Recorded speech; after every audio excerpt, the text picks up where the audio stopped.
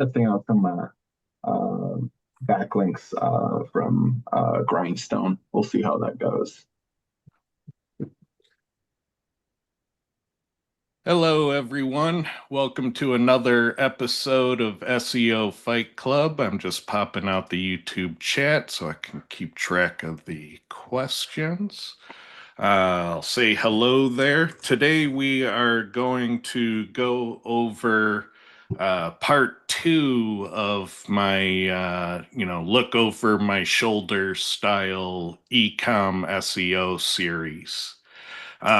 So hopefully people are into that. Please do ask questions. It can be on any SEO topic.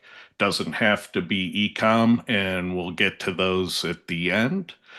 Let's see. I want to say Happy Veterans Day to all the veterans out there, and I hope you are remembered and feel appreciated each and every day, not just Veterans Day. It shouldn't take a holiday for us to appreciate veterans. Uh, but yeah, happy Veterans Day. I hope you and your families have a great day, and thank you for your service.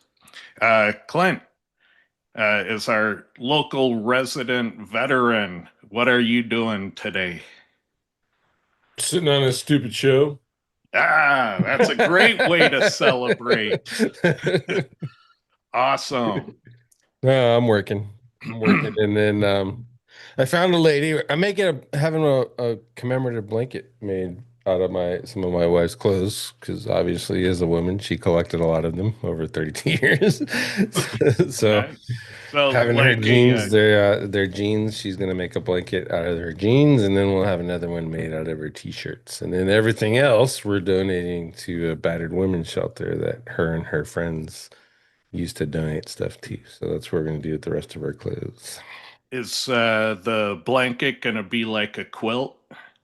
Yeah, quote style. Essentially, we looked it up, but essentially you just take 8 by 8 squares out of the pants and then sew those together in varying colors, and then you can make it as big as you want. Um, I was like, I want one for my king size bed. And the lady I found was like, that's pretty damn big. And so she wasn't too excited about that. But I think I'll get a queen, so that'd be all right. She would have hated me because I'm thinking, 32 years worth of clothes. I want a giant ass. Big one, yeah. Yeah. Use them all. Yeah. Well, we figure yeah. She's like, oh, I'll need about 30 pants to start. And I was like, well, I got plenty. So no, I think it'll be a nice, cool project. And Yeah, irregardless of the size, it'll be something to have around and remember her without being buried in just kind of some of those people can get stuck in. I don't want to get stuck, but I don't want to get rid of her stuff, all of her stuff either. So yeah. seems like a nice, good compromise. Yeah, I think that's a great compromise. All right. So our topic today, part two of the ecom series. Let me share my screen. When was part one? When was part one, Lee? Do you remember when part one He I does. He sneaks shit like that in from time to time. was? yeah, it was a while ago. It was a day we didn't have a slide deck, so we pulled up a random ecom store and kind of did a little mini audit of what we see on the site. Sweet. So today is different. Today we're going to do a little analysis and look at some data, but kind of continue the process. Nice.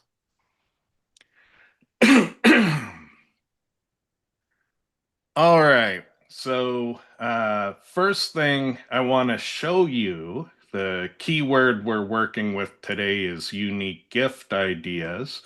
I want you to keep in mind that when you're trying to find good opportunities, you really have to look and in several contexts. So, right now, SEO tools will typically see the incognito mode because most of those services are working with like headless Chrome and incognito and things like that. And the thing about headless Chrome is you can't log into Google with it. Like it's engineered in a way to not let you log in using a headless Chrome instance. And then once you do log in, this is a dedicated account I have that I never use for anything except observing search results. I don't click on anything with it. But you can see there's a sponsored results here. And then, we got this sponsored result. And then we have what looks like the beginning of the organic results. And we got 3 of them here, so it's easy to get confused. But aha, you were fooled. Google has no shame. So keep in mind that once you're a logged in user and most of the traffic is believed to be human traffic is believed to be logged in users at this point. Yeah, top half of the page is going to be ads. So the best you can do is the bottom half of the page. And when you hear everyone saying, hey, where did all the traffic go? The traffic never moved. It's above the fold on page 1. But incognito is telling you you have a great opportunity. Logged in user is saying, nah, it's gonna feel like page 2. And so, kind of the way I think about pagination now is how many user actions does it take to get to your result? If you have to scroll, if you have to page down, that's a user action. And so I consider those effective page events. So, in my mind, this performs like page 2 because it's bottom half of page 1. So back in the day, top of page 2 would be this. And then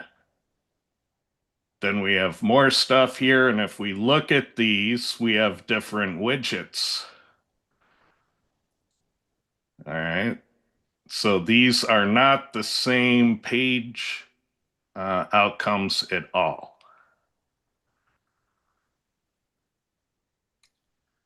So you have different channel marketing, different above the fold opportunities. So yeah, you wanna go and understand it because maybe you're gonna get some incognito traffic, maybe you're gonna get logged in user traffic. I mean, you'd probably know better than I would. But typically anymore, the only time I go incognito is when I'm doing some SEO work. Like I'll open a new browser to get away from my logged in session and go incognito. But then when I need something for myself, like I'm shopping for a gift for my wife, I use my logged in session and I use OAuth authentication on a lot of websites so I can just log in with Google. If I log out my session, it's harder to log into all those services. So if you're using OAuth, I know you're staying logged in. And Google already admitted that 98% of mobile traffic is logged in users. So, what do you want to do? Any thoughts on this so far? But this is what I consider targeting, figuring out is there a good opportunity here? And it might be that you need to triage and say, this is a at best it's a nice to have because we aren't above the fold, so we'd consider it down the road, but we'd throw it into pay-per-click right now to get traffic for it. You can triage these things and put them into buckets, and that's what you probably need to do. You can think about your YouTube SEO. Maybe you can take over one of these spots. Definitely in the videos. That's another thing to consider. And you can see if your brand is seen as a brand. Have you made it as a brand or not? And most of the results probably won't be uh, in the branding, but it's an interesting new widget. So I want to explore this more to see if we can dive deeper into what it outputs. Um, but all right. Any thoughts about targeting? Well, it's interesting here because I haven't gone back and forth between, logged in and incognito nearly as much as you have. And so, in this particular case, you're seeing a dramatic difference in just, what widgets are there. Is that something that is fairly typical? Yeah, and Seeing, and there's volatility. So we're used to volatility in the rankings. There's also volatility in the widgets that are presented and their order. So we could technically clear our cookies, get a new session, and get a different outcome. So you actually need statistical sampling to do uh, your your targeting and opportunity analysis properly to find the most common opportunities above the fold, so to speak. Um, so yeah, the tool set in SEO is going to change and it needs to change because the actual game that's being played has changed. And so, you can do this manually though until those tools hit the market.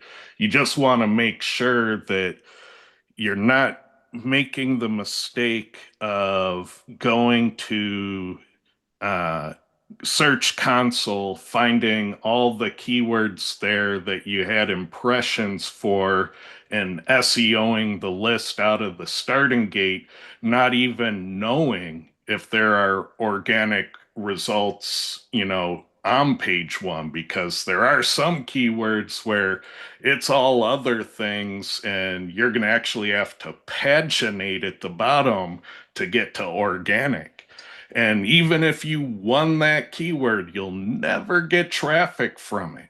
So you kind of need to triage your keywords and find the ones that are worth doing traditional SEO on and putting the other ones in the applicable channel marketing bucket that gets them above the fold. And sometimes that's going to be featured snippet, sometimes that'll be image SEO, sometimes that'll be pay per click, sometimes it will be organic. And there are some great organic opportunities, but it's not all keywords. So you actually kind of need to reevaluate the targeting because uh, the ranking of the pages really didn't change much this year. Like all the same factors are still in play, but what really changed is the opportunities. So the game of how you find and determine what a good keyword opportunity is, that's the game Google's been changing. And that's the game that most SEOs haven't been looking at. And, we should all know by now that if the targeting is wrong, the SEO is wrong by extension. So you need to reevaluate the targeting. All right, so I'll stop ranting on that.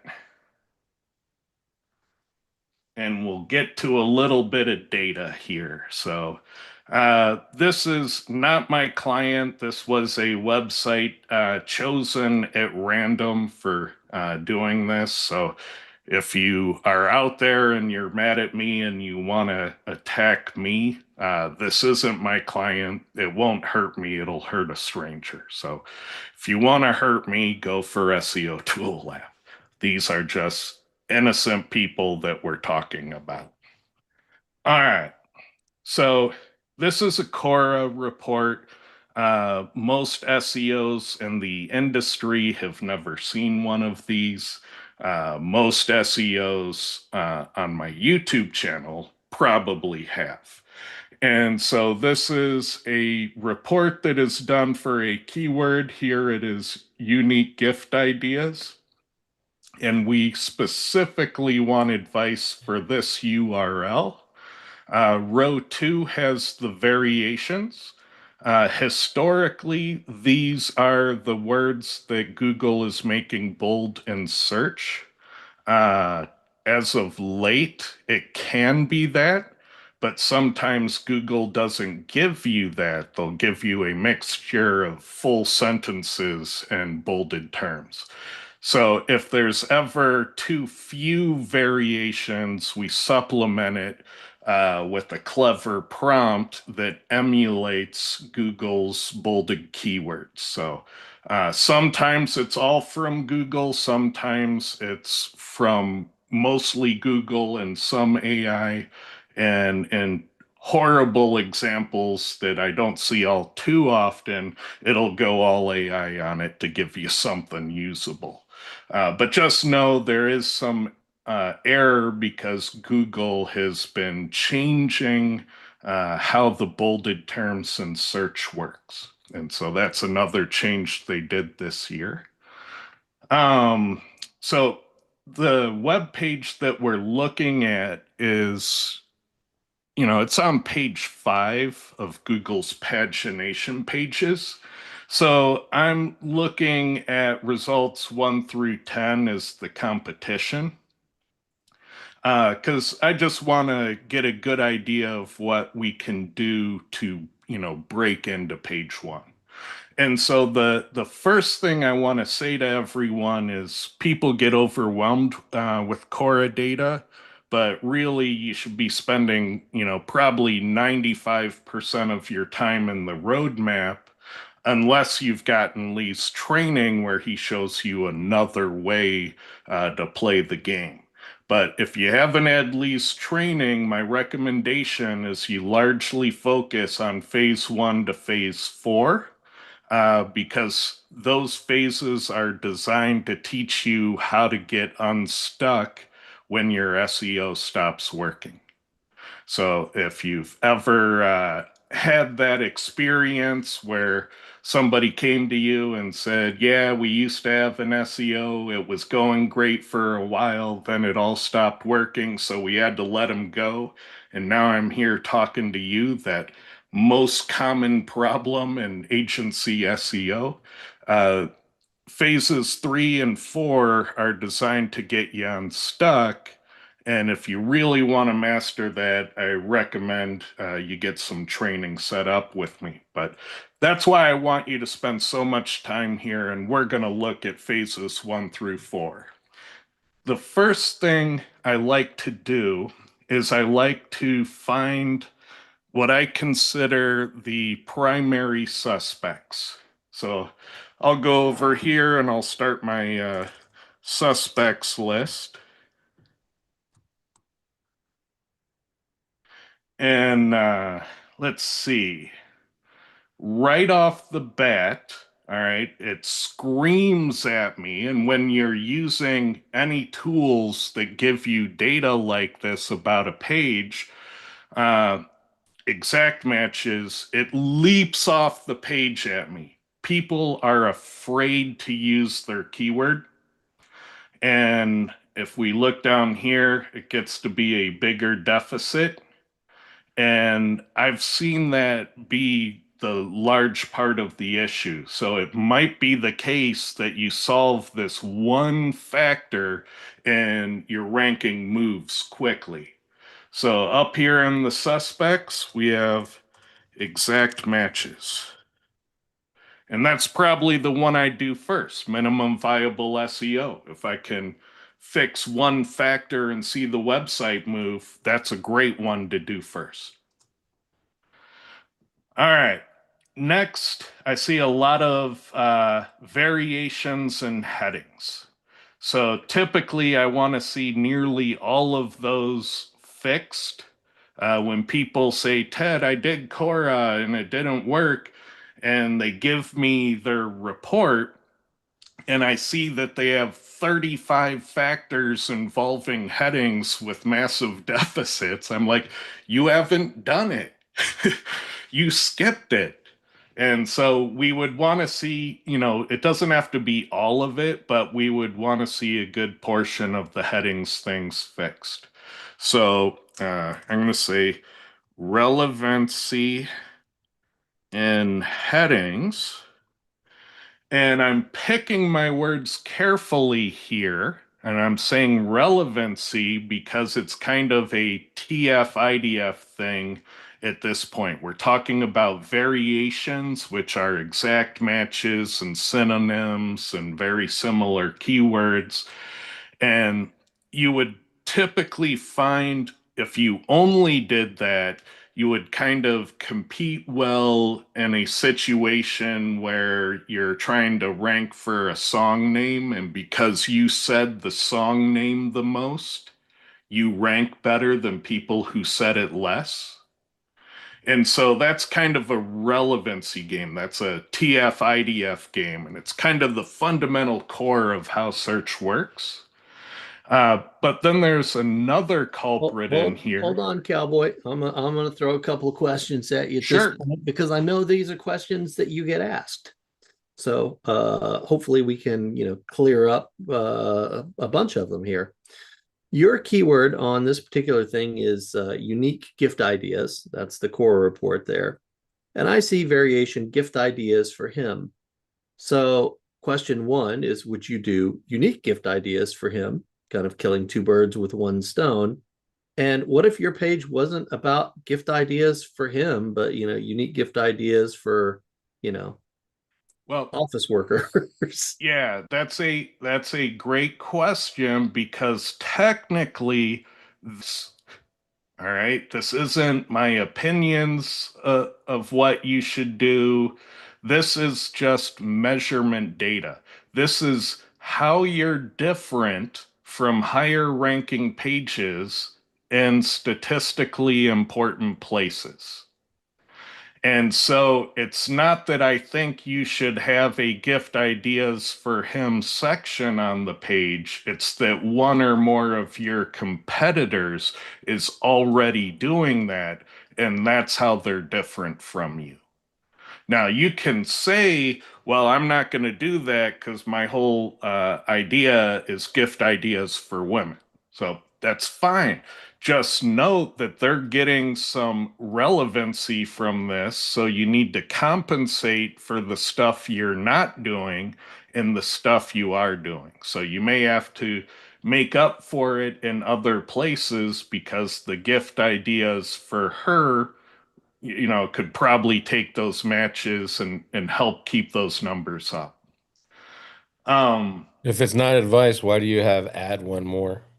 Uh, because Because it's advice. I didn't know how to put it any other way. Because I knew Clint would be pissed off if I said in each line, one or more of your competitors is using one more variation than you. It's just too wordy, you know? Yeah.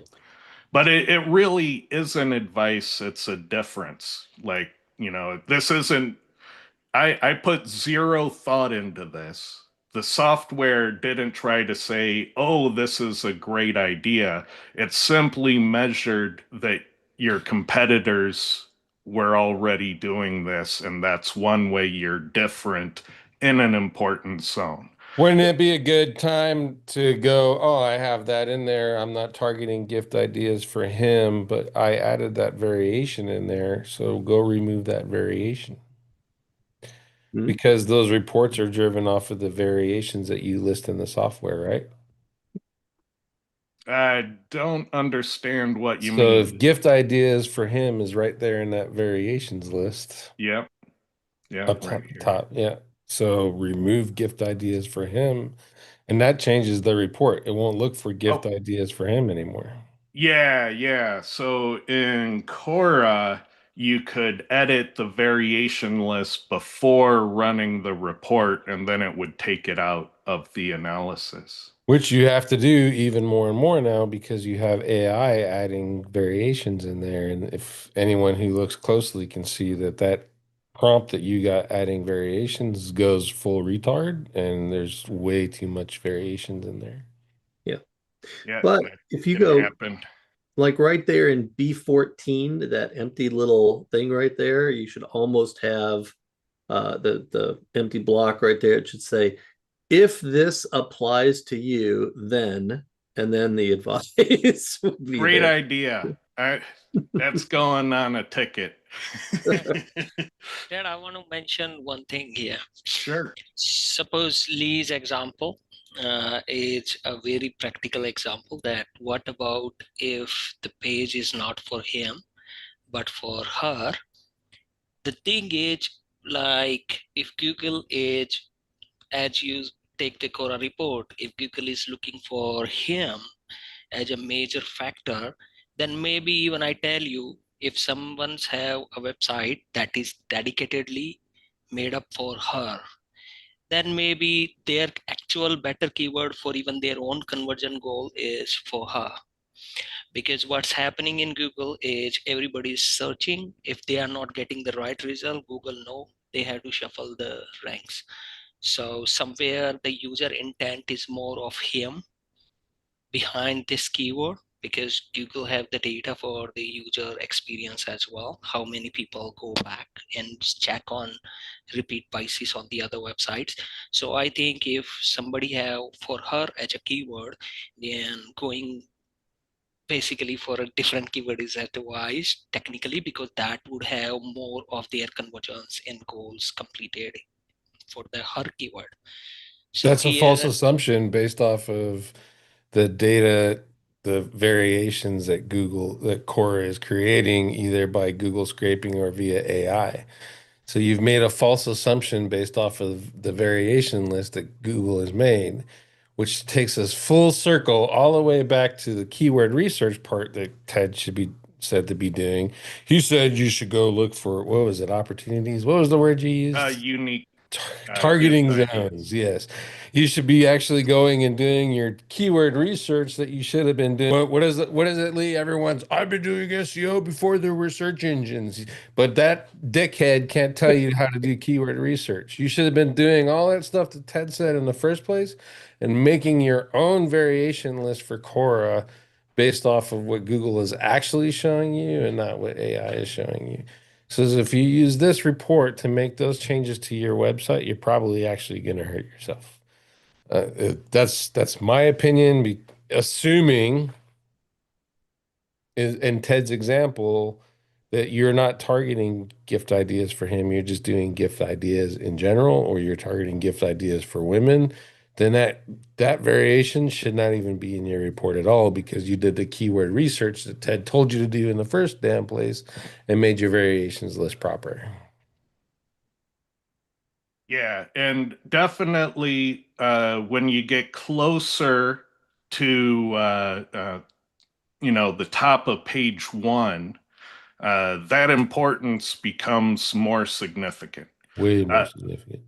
In this case, we're page 5, just trying to move up, so we can be a bit more sloppy and get some results. But eventually, best practices do come into play to win.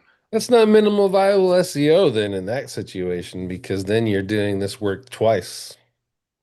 You're going, oh, I want to get good enough to get kind of up there, and then I'm going to go back and run it again, Well, doing it right. So now you've just added, you're not that minimal viable SEO, Ted. I don't know. You're underestimating the minimum here. Hold on. Hang on. If I have to run Quora report Because twice, that's 30 minutes versus 15. Just saying. Yeah, anytime the bad news is, the reality is, anytime you conduct a search or you run a Quora report, which is conducting a search, you're not getting the whole competitive pie. You're tuning to a slice of the pie. Mm-hmm. And so you're going to have to tune to multiple slices if you want to be tuned for the whole pizza. So yeah, there are keywords that are low competition enough that one slice is the whole pizza, but the more competitive the keyword is, the more iterations you're going to have to do to be tuned for everyone who's playing. Yeah, and I think that's an important piece because it goes back to something that you're saying in one way and Clint is actually saying in another, which is, when we look at this, the three of us, um, examine this and go, well, that ain't right. That ain't right. That ain't right. I mean, we're making some decisions about it. We're not just blindly accepting that, hey, the reason I'm not ranking is because I don't have, an entity and an H3 tag, because I only have H1s and 2s on my page. So do I have to go add an H? I mean, all those questions come in when you're thinking about this in sort of a literal way, rather than saying, hey, I don't do gift ideas for him. I do unique gift ideas for golfers or Yeah, office workers or for SEOs. and Um, in the spirit of minimum viable SEO, I'm not saying rush into this factor. no, I Like know. I'm over here saying let's find the primary suspects. Well, I think the point of this whole conversation is goes back to your original point is one, don't follow tools blindly. Two, do Yeah, your yeah, keyword true. research properly. Yeah. And three, when you are using the tools, give it the right fucking information or you're going to give bad information to make adjustments off of. Yeah, Yeah. because Clint's right. You're going to have to think about the keywords either up front before you run the report or as you're processing the different factors and determining whether or not they apply to you. Yep. So you're going Or to have to think about it at some point. or you can do what I do and I go, "Oh shit, this doesn't look quite right," and run it again. So you like Clint said, you can do it right or you can do it twice. Take your pick. Yeah. And your method of oh shit, that's usually what I do, but I'm more like fucking Ted and then have to run it again. I might have taken Ted's name in vain a time or two. Full disclosure. All right. So continuing the suspect list, uh, we see entities. So entities are nouns that Google's AI understands. You can think of them using Lee's famous apple pie example. If you imagine 1,000 conversations about apple pie, the nouns in those conversations that they all have in common, those are the entities. There'll be things like pie pan, oven temperature, crust, cinnamon, sugar. Those are the entities. And what Google is doing with entities is they're trying to make a measurable distinction between pages that say apple pie a lot versus pages that are actually talking about apple pie.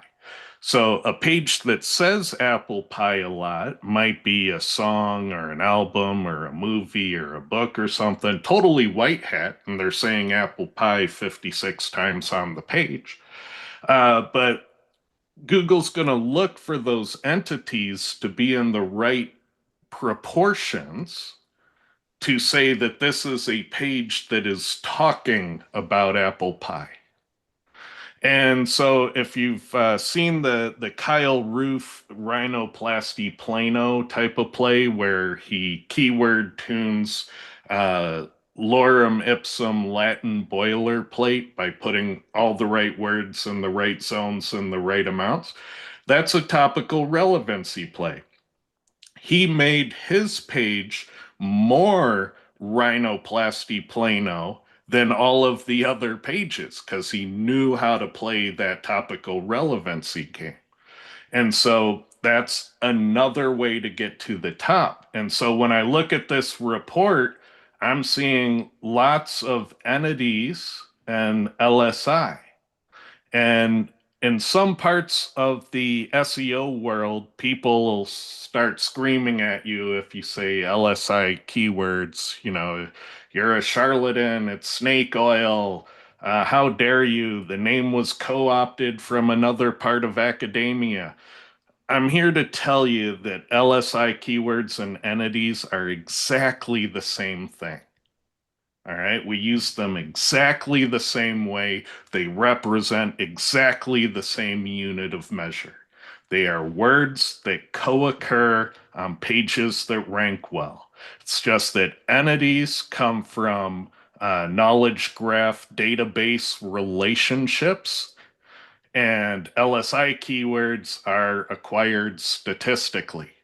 And by and large, when you use them, you get to, roughly the same word list.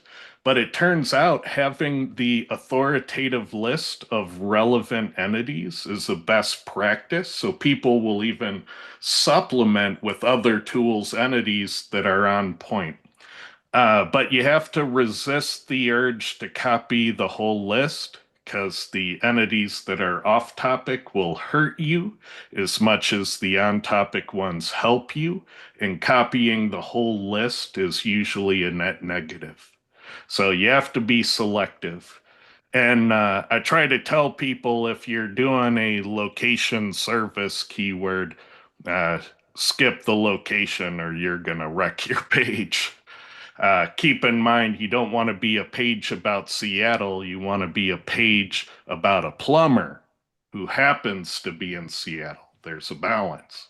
If you're selling boat insurance and you put too many boat entities, you're going to be a boat page. But what are you selling? Insurance. So, topical relevancy, there's a balance to it, and you have to keep in mind. There's a piece on this page that I am just drawn to, which is on row 23, title has cool. And I'm telling you because I see things like that pop up periodically. And I love those because as a data guy, I have so many questions like how many different keywords does this pop up for? And instead of going for best SEO software, should we be going after cool SEO software? Add one more. It says add one more. There's not enough cool there. Yeah. Yeah, if you think about it, there are keywords like, unique gift ideas, cool gift ideas, modern gift ideas. It transcends other keyword types. So cool jQuery plugins, cool jQuery plugins, August 2025. So yeah, you get these modifiers in there. And we're not saying necessarily that Google has written code on their end saying that if the page title says cool in it, give it a boost. I think it's silly to think that way. I don't think that code exists. But because there are factors out there that they did code, there can be best practices that indirectly impact them. So when Yelp says the top 10 best plumbers in Seattle, Washington, and I'm looking for a plumber because I have a leak and I don't want a crappy plumber, of course I want one of the top 10 best plumbers in Seattle, Washington. I'm winning the click. CTR is probably the factor Google coded, but it doesn't make adding that sentiment to the title text not a best practice. You can win the click and get the engagement that helps your ranking. We call that an emergent factor. So emergent factors can be real, but they were never coded by a developer on Google's end. When I see those, I go into the search results and look at the title tags and see if Google's CTR's testing that's actually really a cool thing to do. So you're kind of just leveraging their CTR testing to see, hey, should I bother? Should I do that? Yep, exactly. And if they're changing the they're changing the the title tags too, you can see that as well and go, all right, where are they getting that title tag from? Like in rehab, they use the H1s for the title tag in the search results. So I would have to go in and if this was rehab, and be like the coolest rehab in Miami. That's kind of where how I would have to apply that to get that particular thing to trigger. Yeah, I agree. Um, so getting into phase two here, I see we have a keyword density issue. So I'm going to write that down, but in general, I rarely tune it anymore manually because I often do supplemental content strategies using AI content that'll usually fix the density. And oftentimes, by the time you do all this work, you've fixed the density anyway. And you always want to do density last because whenever you add LSI and entities, you wreck the density. So, as Clint says, if you don't want to do it twice, do it last. And you're going to SEO hell because you said LSI keywords and keyword density at the same That's time. true. I'm not even tuning into this show anymore. Yeah. Yeah, the funny thing that the naysayers don't know is that when we used to run training groups, we would have people test keyword density as the first thing they do. Mhm. And we would look for Google to sort those tests in descending order by density. And, one reason we would do that is to make sure that their initial test setup is working and they're testing something with a known result. But we also want them to understand that the most common mistake in SEO testing is not being mindful of your word count and your match count and accidentally turning your test into a keyword density test. Mhm. So, because we've made so many mistakes in testing, turns out keyword density is the most tested phenomenon in all of SEO. I mean, there's just no doubt in my mind it's the most tested thing. Um, so yeah, you can feel free to ignore it, but seems to work. So Uh, Ted, I'm just gonna I'm looking at hot zones here. Add 14,000 more words. Yeah, and this is a great one for keyword density because I see this and I say to myself, Cora's saying add 14,700 words. I'm not going to do that. That's going to make a ton of work. But the reason it's here is because one or more of my competitors is using long form content to beat us. But we know from our testing you can do a 2,700 word article at a much higher keyword density and beat that skyscraper. So there are more cost-effective strategies if you're aware of the fact that there are many, many, many ways to get to the top. And copying everyone is not a great strategy, Can we look especially at if this is going to be fun. Can we go to the overview tab? Word count is probably there, right? Or yeah, I that, got it highlighted. yeah, there you go. And in the top results, is any of them using that many words? Just that one? Yeah, that one right there. That's the Who's that? unabridged. Cosmopolitan.com. Cosmopolitan. So they Yeah. drove up the measurement, and because there's only one that's that large, that's another reason you wouldn't want to rush into an outlier. Yeah. And we can click on this and view source and see what they're doing. Um, so we can follow the data back. But in general, I would never compete with a number like that because, I value my time. Yeah. That's not the best way to rank a page. This is an example of massively over investing to rank a page. And we can all do that, but it's bad for business. It's not a good way to make money. You don't want to massively overinvest in everything you have to do. But yeah, you can do it, but I would rather compete with a smaller document and a higher keyword density than do this. So just know it's okay to say, I'm not going to do that one. I'll never say never, but I want everything else to fail first. That's an okay thing to say with a Cora report. I think you're going to Cora hell for not doing the 14,000 words. Because Cora's Well, recommending it right there. It says add it. Two Well, lines down, Cora That's a recommends recommendation. 17,000. yeah. But there's also a good likelihood if it's one of my own sites, I'm just gonna put 8 accordions at the bottom. It'll be 23,000 words. But I'm not saying that's what you should do. It's just one of many, many ways to influence a score to get to the top.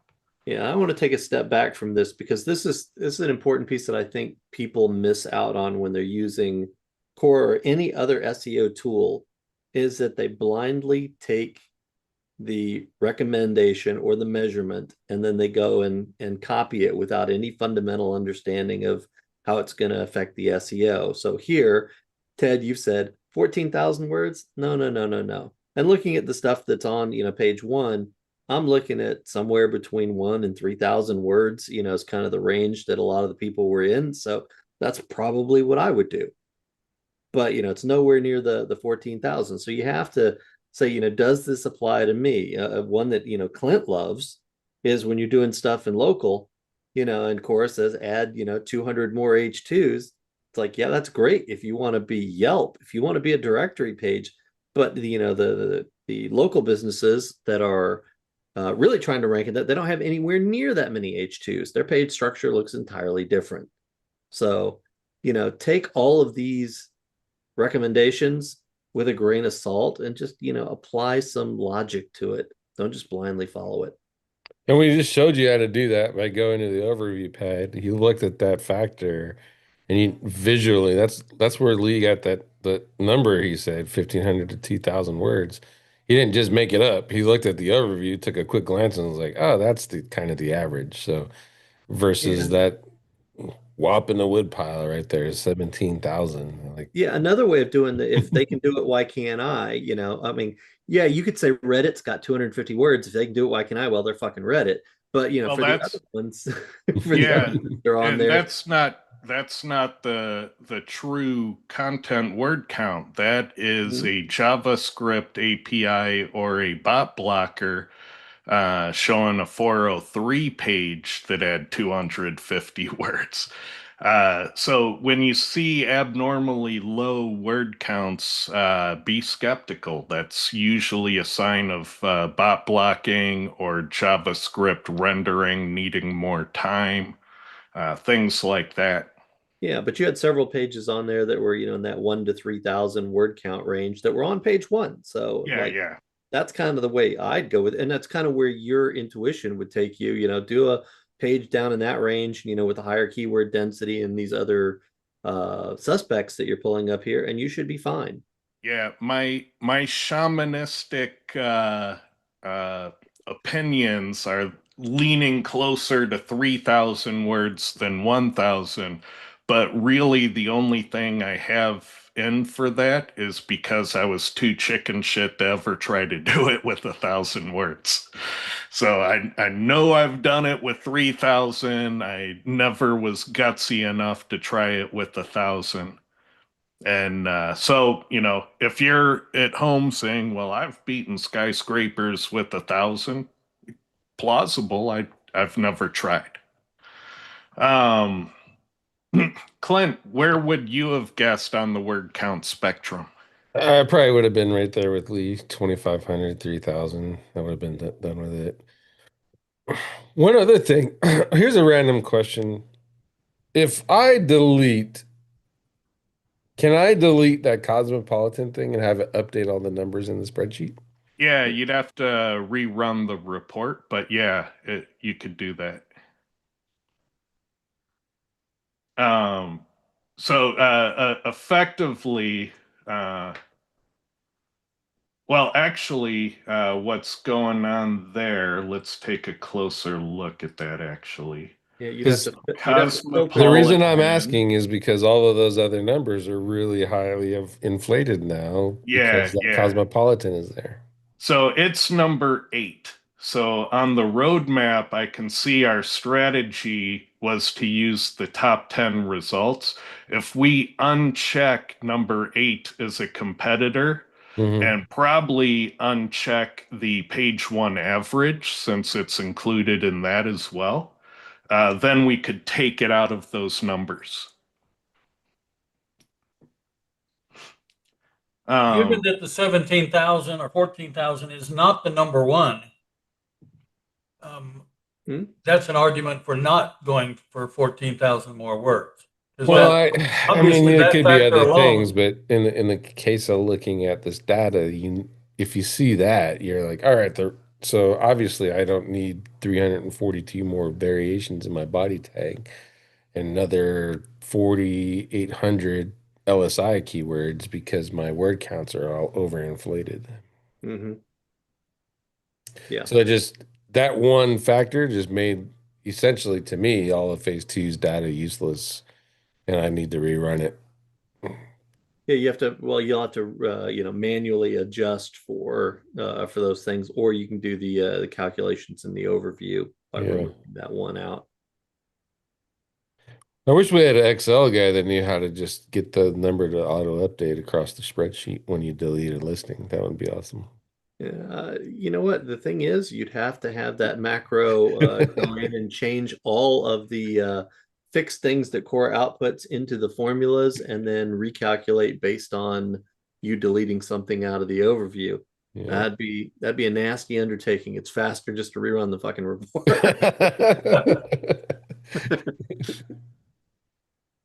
But it's possible, Clint. It is possible. It would be AI could do nasty that with for you, one Clint. time once you figured out how to do it, and then everyone else would just leverage your great work and ideas. You know what? We'll call it the Lee cleaner. Yeah, but then you'll say, I want to delete these 2 and these 3, and I want to delete these 8, and then it becomes now I gotta upkeep that shit. Yeah, you gotta Now check you're the a software assumptions though. developer. You could be right that Cosmopolitan is raising everything, but here's entities in the HTML tag, and it's actually not Cosmopolitan who's leading that charge. So most of that word count that Cosmopolitan has is not topical. Right, So that does affect LSI and the other stuff, not Yeah. just that. Yeah, Oh, it'll definitely affect LSI because yeah, LSI pulls in yeah. way more terms than the variations and entities do. So Yeah, but you're always going to have to add thousands of LSI if you got somebody with a skyscraper in there. so that's a good illustration for everybody. Is you got to look at this data and you got to make decisions on what's really more important to you. Entities are more important than LSI. Word count is fucking dumb. I don't even use word count. So for me, if this was my report, phase two, I'd skip it entirely because I know that those are inflated. I wouldn't generally rerun the report, but now you know that there's a way to do it to make those numbers better if you're a word count person. Yep. And I'm gonna change one of the suspects because it's on the whole page, not just headings. So we'll just say topical relevancy. That's entities LSI. Yay. All right. So continuing, the only thing I'd ever start with off page would be referring domains. I'll never say never, but it's always the smallest number, the cheapest number, the fastest number, the safest number.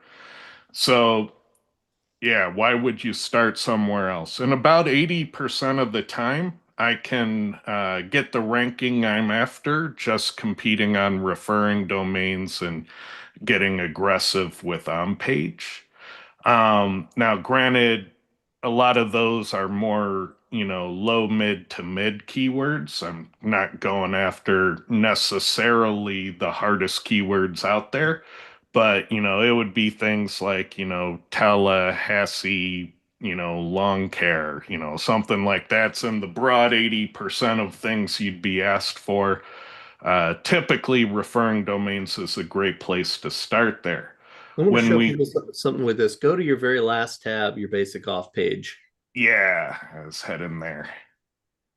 Yeah, because if you look at that, the referring domains, you got one person that's got a crap ton, but most of the people that are on page one are competing with far less referring domains than, so do you really need 1900 more, in this particular case?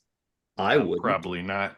And I know in your case, one press release and you're in position two in terms of number of referring domains. So Yeah, for the factor. So yeah. typically a good press release will get you about 500 referring domains. So all of these on page one are closer to 0 press releases than they are to 1.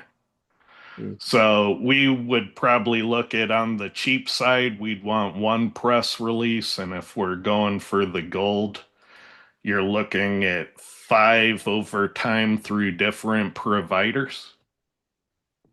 But honestly, I'd do one and done, safer. We can beat this in different ways. Yeah. Ed, I want to ask for the user's perspective. I mean, whoever watching this meeting, can we see our case, how many referring domain this case have? Because we know there is a lot of content deficit. Yeah. Yeah. 55th. So we were down here with 13. 13. Yeah. This is one of the interesting things, and this is another one that is useful. Ted's default strategy set in core is the max strategy. So you're comparing yourself to whoever's got the most in, whatever the factor is. Whereas, when he actually dives into it, he's not necessarily looking to match the max. The max is just based on if they can do it, why can't I? I can get away with 17,000 words. I can get away with this many links. I can get away with this many keywords. But he's looking at it in a similar way. The way that Clint is looking at it, the way I'm looking at it is, what do I need to do to compete? And it's not, I don't need 1900 more referring domains. I've got 13 now. I'm in the range now with a lot of the things that are already on page one. But if I did a press release, I'm comfortable with my competitive position in this particular keyword space. So you see a lot of, let me look beyond just the recommendation here. Let me look at all the data points that are going into it. Let's see who all's got, what everybody has in terms of referring domains on page one. And we're saying, yeah, that's not a lot. That's easy to beat. We don't have to take out whoever's got the most to be on page one, because there's a lot of ways to rank a page. Yeah, and I'm tempted to move referring domains to phase 4, because not only is it an authority play, it's also a diversity play. So your backlinks is speaking to your overall authority, where your referring domains is speaking more to how many different places are you drawing that authority from. So I also like referring domains because it's a diversity signal. And when we get into phase 4 diversity, this is really where you get unstuck. That whole thing where you tune a little, it moves up, you tune a little more, it moves a little more, you tune it again, doesn't move, you tune it 50 more times, never moves again. That is most likely a web spam algorithm that is seeing you do the same thing over and over again, and it's just saying, I'm not going to give you more score for that. And the way you get around that web spam algorithm is that if you have a critical mass of diversity signals, it just doesn't even apply to you. They don't run it on you. And so when people get stuck with the algorithm and everyone says you're over optimized, you're penalized, you need to detune your pages and disavow your links and prune your content and prune your pages, that's usually the wrong thing to do if you're just stuck. All right. So your ranking didn't plummet, you're just stuck where you're at. If you do those things, your ranking's probably gonna plummet. So I would rather have you diversify to get unstuck. Because once you get that critical mass of signal diversity, you'll oftentimes get unstuck and get full credit for the thing you've been tuning over and over again. And oftentimes, when I hear someone come in the door saying we had an SEO, was going great for a while, then it kind of all stopped working, I'm saying, all right, let's start with 3 and 4, do that first, and then we can go back to 1 and 2.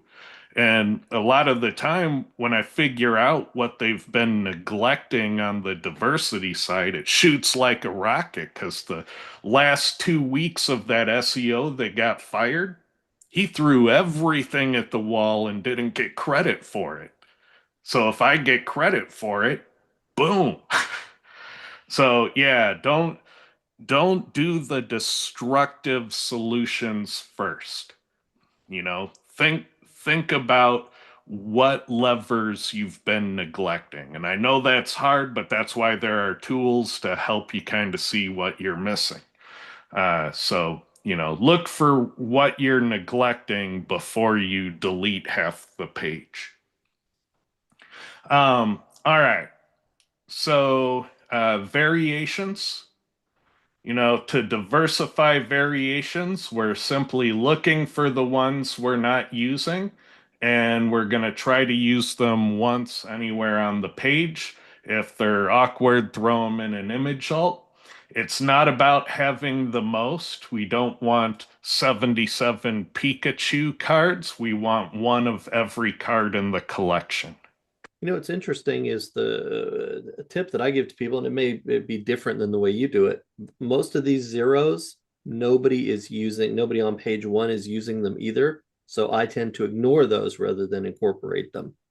Yeah, but if they're highlighted by Google, if you do that research up front, then you know that Google sees it as something that makes your page relevant for the term. And it's all about what Google thinks at the end of the day. So if Google's bolding it in the search result, I'm going to go ahead and use it anyway. But that's just me. And there's more than one way to the top. So we see it all the time.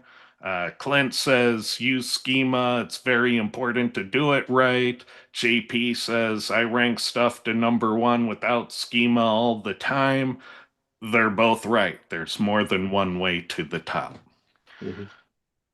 Same thing here, but for diversity's sake, I would just want to get one. One of each of these isn't going to topically skew anything. Except if it's branded. If you see a branded one, I might skip that. All right, entities. So the way I want you to think about that is to think about the apple pie example, but for your keyword, unique gift ideas. And you just want to go down the list, and if it's an obvious yes for your business, then you use it. If you're making arguments for, well, maybe I could see a case where it might, then it's usually a no for me. And if it's brand or location, it's usually a no for me. And you want to highlight the obvious yeses, and then you want to find your highlighted zeros and use them once somewhere on the page, and then you're adding that entity diversity. If you're using AI content, AI is amazing at entities and LSI. So if you're using AI content, a lot of the time you won't have to tune entities and LSI at all. But if you need to do it manually, that's what you're doing. I also want to just again point out, because people don't do this nearly enough. Ted's going through and he's highlighting them, and then he's running it through a test. If it applies to my page. So if he's got other brands on there, he's not going to put other brands on his page, even though they are highlighted entities. And they may appear on multiple people's pages. And he's not highlighting or going to go with, Facebook is almost always an entity that appears in a core report because of the way it pulls and what zones it pulls from. He's not going, oh, I'm missing Facebook in my content, I better add that. Again, he's looking at what's relevant. He's doing his own curation of entities. Yep. And LSI, because it's exactly the same thing, we use it exactly the same way.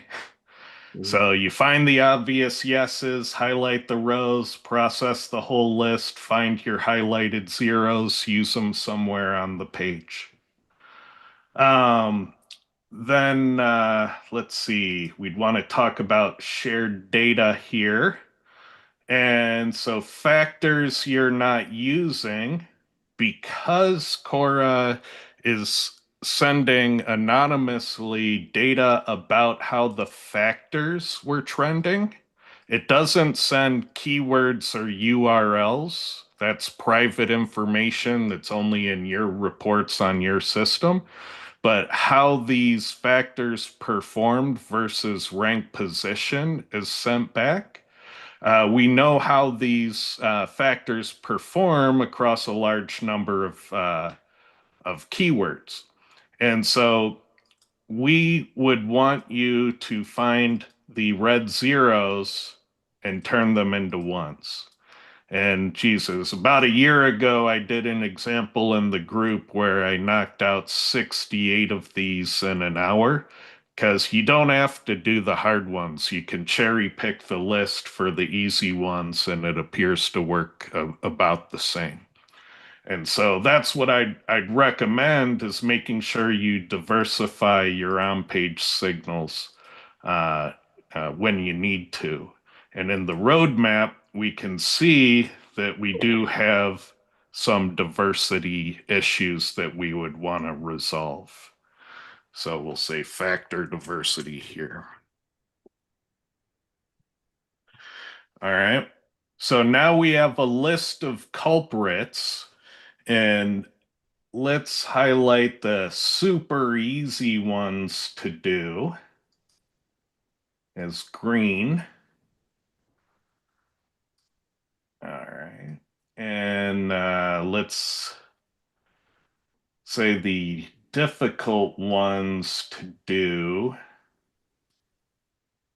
I guess those are more medium. Factor diversity is probably the hardest one to do here, but it's not as hard as you think. So we'll make that one kind of red. And then these are the mediums. We'll just make them gray. Hey, Chris. All right. So these are our suspects. These are the things that are likely causing us to be on page 5. And if we kind of take a big bite out of all of these things, not even necessarily satisfy all of the deficits, if we just made good improvements on these, we'd probably shoot up to page 2 or better. And the green ones here, we might do these and that might be all it takes. The problem is a press release takes 3 weeks and on page takes 24 to 48 hours. So I'd probably do both of these to start. And I'd see tomorrow if exact match moved the needle. If yes, then we can play the is more better game until we find the sweet spot. I might then fix the headings. Then I might do some accordions, some supplemental content down at the bottom, and fix our density and relevancy from those minimized accordions.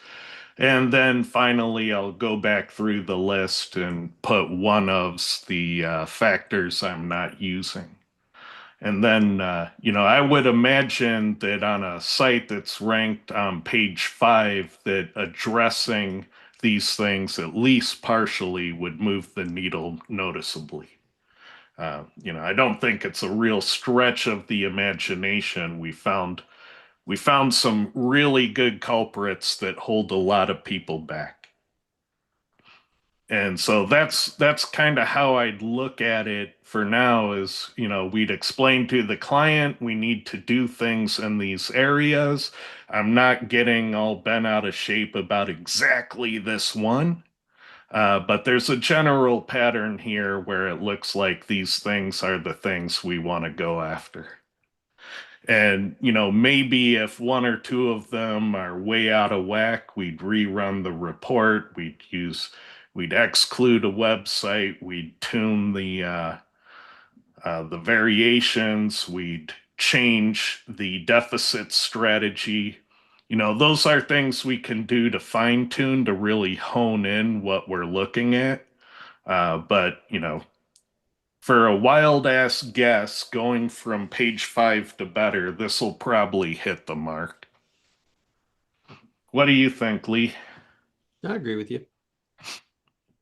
I think the following through this, it's been instructive for people to see that all of us, look at this slightly differently. And, we don't attack the full list. We don't, just blindly follow, the measurement advice, the deficit strategies that are there. We're all pursuing things, and they all, all of these approaches work and work well. Yeah, and you have to make one assumption that Cora doesn't see everything. And so, for example, there's nothing in here for technical SEO.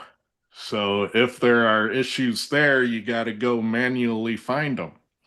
I'll make that one very red because that's the hardest one of all. And, there are probably factors that Google's using that I'm not. Like, I'm not giving you advice for your CTR campaign. And generally, I wouldn't for normal SEO. That's more of a local thing that people experiment with.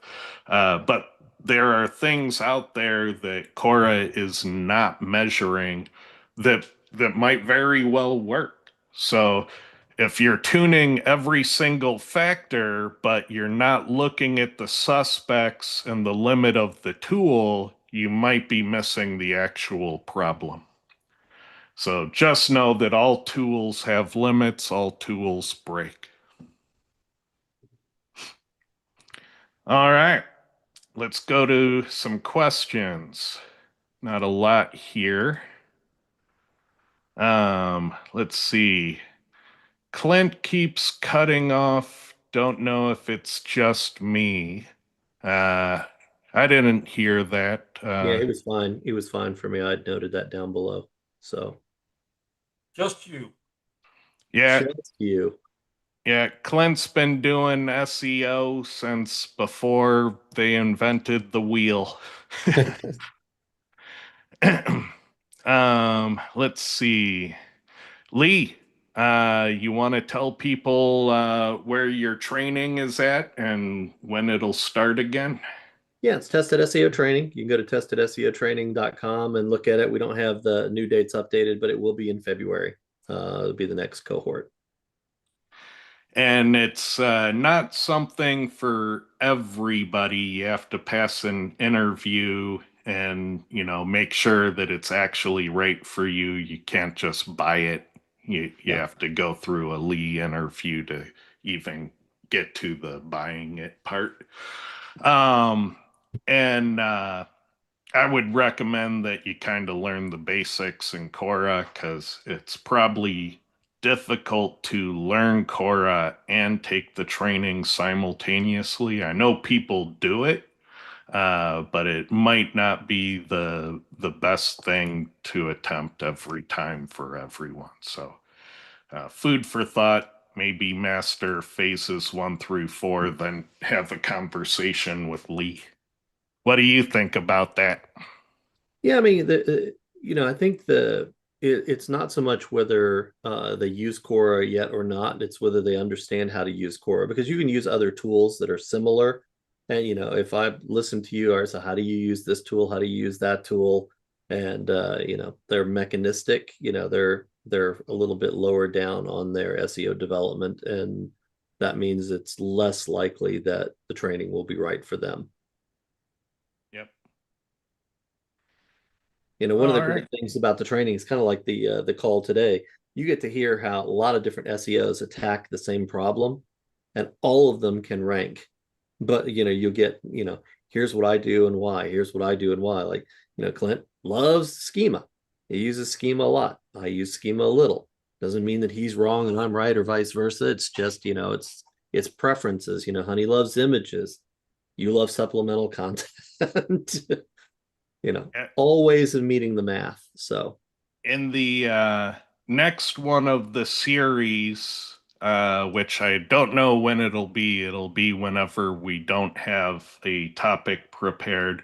The next one in the ecom series, we're going to talk about easy ways to tune these deficits very, very quickly for ecom pages. And so we'll talk about this data in the context of those pages. So that'll be part 3 of the series.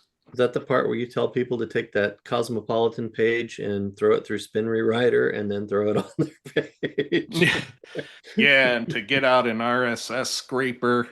There you go. Now we're talking. Yep. What's wrong with that? I didn't hear anything wrong there. I like RSS feeds. It's still 2012 for me up here. As long as it's still 2012 in the algorithm, that's fine. I'm just waiting for the smart guy to figure out how to make Yahoo pipes again with AI. Then I'm all in. Yeah, Charles, where are we with that project? We just assigned that to you because you weren't here. 2 weeks. 2 weeks. Excellent. Is that a All Ted right. 2 weeks or a Charles 2 weeks? Oh man, It's actually a reference to the movie The Money Pit. Every time they asked the contractor when they would be done, the contractor would say 2 weeks. So deep cut. That's the same as asking Ted about an update for Cora. Here it it was coming. You knew they were coming. Bam. Incoming. They set you up, Ted. Sorry. It was Yeah, there. yeah. I had to do it. You can't throw it right Yeah. down the middle and ask Ted or ask Clint not to just hit the shit out of Yeah, innovation is hard, especially when, life is throwing you curveballs. So I'm doing my best. All right, so thank you everyone, and we'll see you next week.